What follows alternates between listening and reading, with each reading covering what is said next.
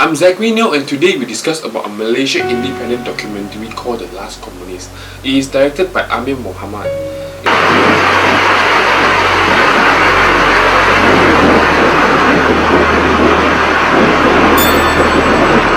It is a semi-musical documentary. Malaria menjajah Malaya, malaria menjajah Malaya, malaria menjajah Malaya.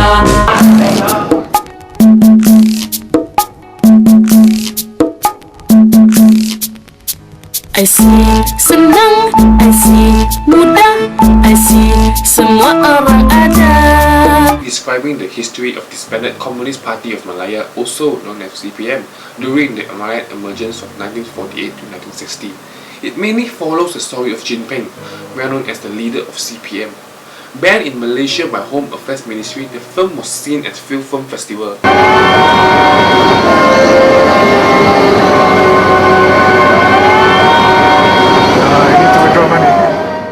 Although the film industry in Malaysia is still small and young, many visionary and revolutionary filmmakers are doing very well.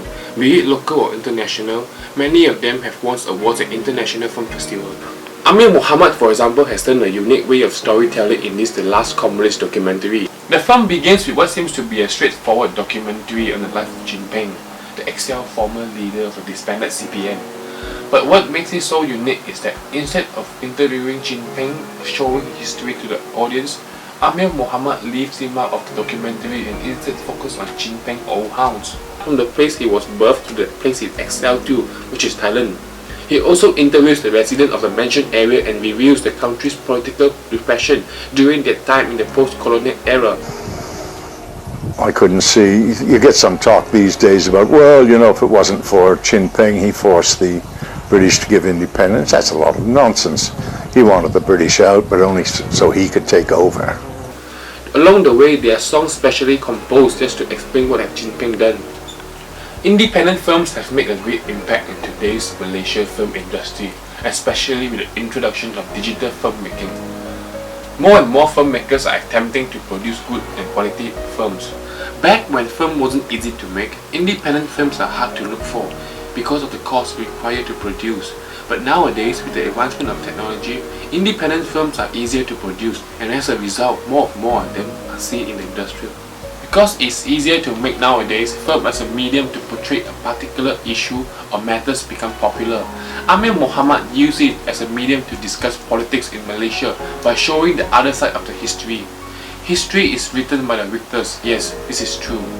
Because from a documentary of The Last Communist, we learn what is not taught in a history book, be it educational or mainstream books. The documentary reveals what is behind the incident regarding CPM, what actually really happened to them, and what does the people of those days thought of them. It is also because of this issue that the Home Affairs Ministry banned the film.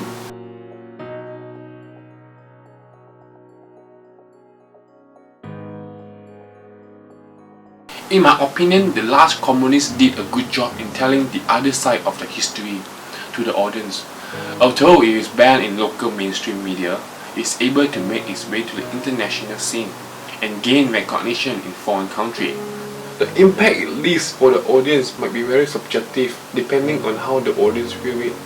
Some might say it is a new insight to what the communist people really are, as they are human too. Some say they deserve what they become today. 1957年啊，就到邊界咁樣啊，一直到下山啊，就變咗30幾年喺泰國地方生活啦。But for me, I think it is a new experience, a different way to view a story, a telling from the perspective of losers in the industry. To fully understand a documentary, you need to watch it yourself, as you are the one to determine what you want to believe. I hope that this review helps you, and thank you for watching. 冇要後悔，就係我自己願意參加嗰啲嘢，我唔要後悔。可是夕陽紅，所以最近我們經歷中全國都有提出一個叫口號說夕陽無限好，哪怕近黃昏，不怕近黃昏。